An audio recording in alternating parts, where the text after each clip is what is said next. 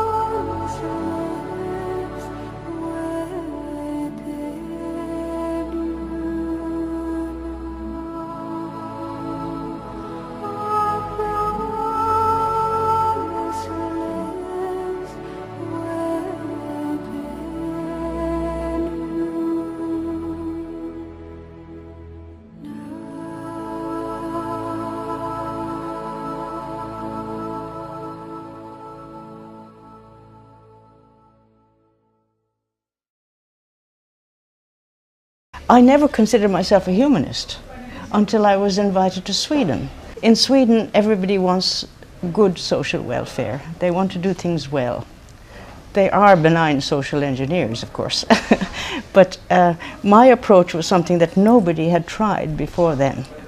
And I was invited there in '73. I spent 3 months, but at the time I was writing a paper on values. And when Torsten Hegerstrand, who was the great big name in quantitative spatial analysis, he read this thing and he said, "This is a revolutionary document." And he translated it to Swedish. And he said, "You must come back, and teach us more about this humanist tradition." It's the first time I was ever regarded as a human, because there were people from the humanities in my own department at Clark University who didn't consider me. They said, "You're far too humane to be a humanist." That was the remark. Anyway, so then I was back as a Fulbright professor in '76, and we had this big seminar series that I organized on various themes about nature, space, and time, knowledge and human experience. It was really to emphasize the question of knowledge and human experience. And we had meetings for 4 hours every Thursday. And we had 15 different disciplines that came. And then they said to me, "My God, your ideas are so integrative. You think integratively about things. Why don't you come back?" And then they invited me back as a professor on the integration of knowledge.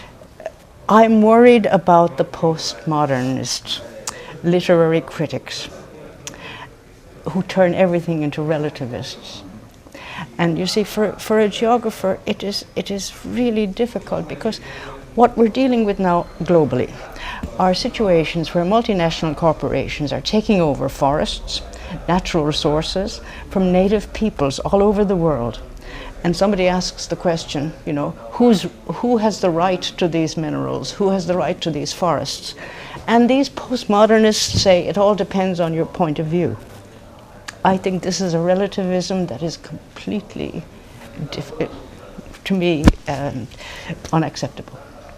I think we have to deal with not only the historical, but also the moral aspects of who has access to what resources. And to say everything is relativistic is, to my mind, irresponsible. So those are the people from the humanities. This generation of young researchers are facing challenges that we never experienced. They have no archives. before, you know, the last 2 decades are devoid of archives because of the digitalization of texts. And so they are stuck with their computers. And so there's very little way for them to understand previous generations' work, except through these interviews. These interviews can at least awaken their curiosity about that. They can't give them all the insight possible. But the thing is, the challenge that they are going to have to face is collective memory on science and how it's produced. Students today, at least in our university, they spend most of their lives on screen. And so there is very little dialogue. And if you look at the history of science, most innovations occur through dialogue. These individuals, when they get examinations, they don't know how to write anymore. And so I think the tyranny of the screen is something that they have to become aware of. And even though there's a lot of interaction digitally, you know, through the screen, which is marvelous, you know, they have to know what they're looking for before they search. But most of the innovations, creativity occurs from things that you were not looking for.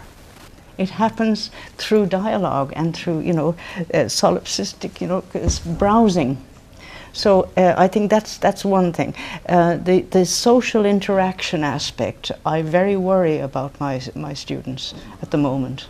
They're very competent with the screen. They can do anything they like as long as they know what they're looking for.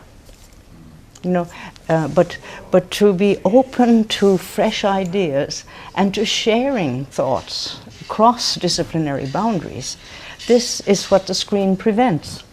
So that would be my one advice to students, to, you know, find ways of being able to sit around a table and dialogue.